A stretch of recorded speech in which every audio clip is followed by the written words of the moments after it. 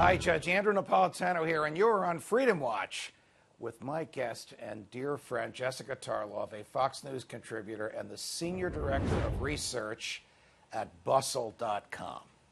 So, Jessica, the president this week has many investigations surrounding him. He's kind of upset with it. He read an article in the New York Times, and he seems to feel that there was a mole or a spy in his campaign. Do the Democrats want the president to investigate the investigators? I think they would like him to stop taking things that he reads or things that he hears and changing the context of it. What he read is that there was an informant, a human informant, which apparently didn't violate FBI procedure, how any of this happened, that was within the Trump campaign after they had already started an investigation into them because of George Papadopoulos. At least that was my understanding of... The argument made on The View yesterday by Jim Clapper, who was the director of national intelligence at the time, was that we were in the campaign to protect them from the Russians. Right. But you remember what Ronald Reagan once said, the 9 most dangerous words in the English language: I'm from the government, I'm here to protect you. Did they protect the Trump campaign, or did they report on what they saw? Well, we don't know at this point, and I think that's what the president is after with this push to get everything declassified and to see as much as he possibly can. But we do know that months before this happened, there were reports that Russians were trying to infiltrate the campaign. This was reported first by NBC, I believe. Right. And we have heard from the intelligence community unanimously, I believe, that Russia did interfere in the election and did favor Trump there, despite what Secretary Nielsen says. Right. So it seems like there was cause to be concerned about this. I'll make your argument even stronger. Thank you. Even though the president has called Mueller's investigation a witch hunt 1,000 times. Today, even.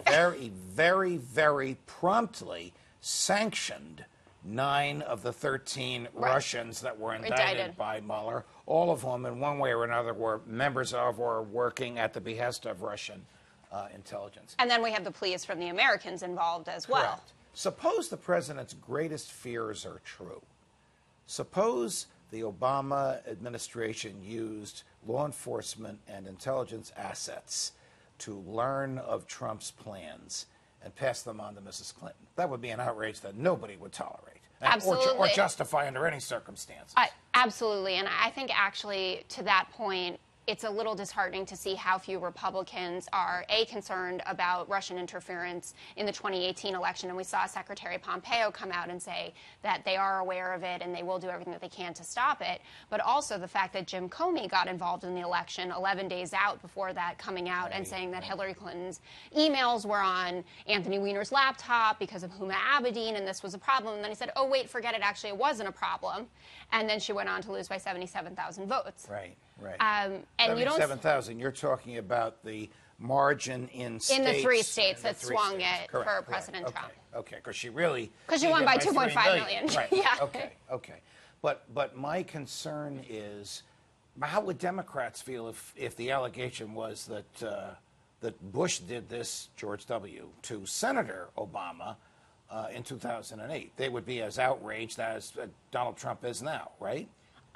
I think that there would be outrage. I hope that they would be a little bit calmer and more collected about it, and I hope that they wouldn't disparage the entire intelligence community and our senior law enforcement officials in the wake of doing this, and also compelling an independent judiciary and law enforcement officials to seemingly do the president's bidding. That seems to be the real problem here. I don't want to get too in the weeds on criminal procedure, but should the Congress have the right, no matter which party is running it, from a political perspective, which is your field, to examine the documents from the files of ongoing criminal investigations, like Devin Nunes wants to see Bob Mueller's file, or at least the copies of it that Rod Rosenstein has?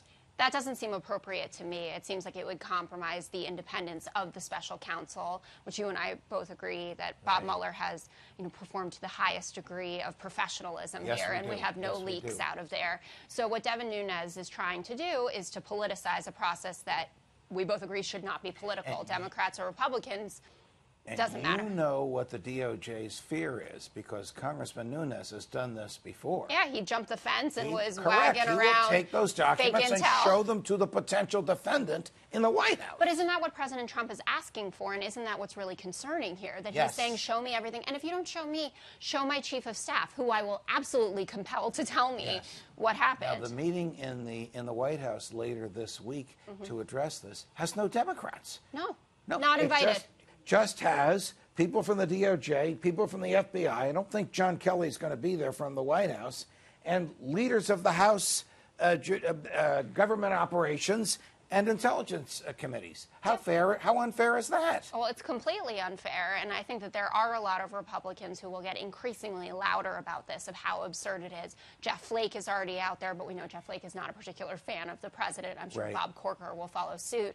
Maybe we'll hear from Senator McCain, et cetera. But when you see what's going on here with the calls for a second special counsel from the Freedom Caucus members, and Paul Ryan... We both agree that that would be highly inappropriate at this point. Well, also, the things that they want to focus on, the FISA abuses, which is certainly something that's incredibly important to you, and making sure that, Americans are not spied on by the government. So you have that, whether Bob Mueller is actually doing his job, which majority of honest brokers agree that he is, On both and then parties. Hillary Clinton's emails, which we have been through over and over, and to hear that this happening when during the time when we now know that President Trump's cell phone is not properly secure. I mean, can you imagine the audacity of saying, look at her email server scandal again, and I'm running around on a phone that can be hacked? When I learned that, I commented that this is the same crime that Hillary Clinton was accused of. That you think she should be in jail for. Failure to safeguard state secrets, assuming he discusses them on his phone. Which he I'm sure definitely he does. Because he doesn't always use an economy of words No. when he's speaking.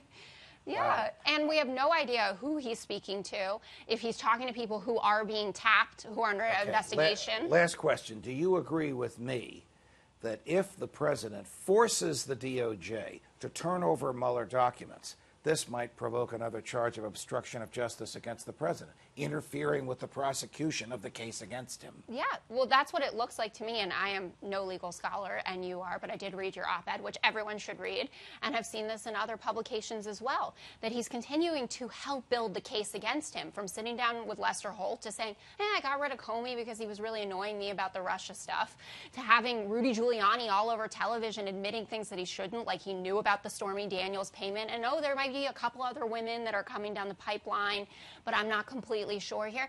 Be quiet. Bob Mueller is quiet. You be quiet, too. Jesse, always a pleasure. Thank you Thanks very for having much. me. From New York, defending freedom whenever they let me, Judge Andrew Napolitano. See you next time, America.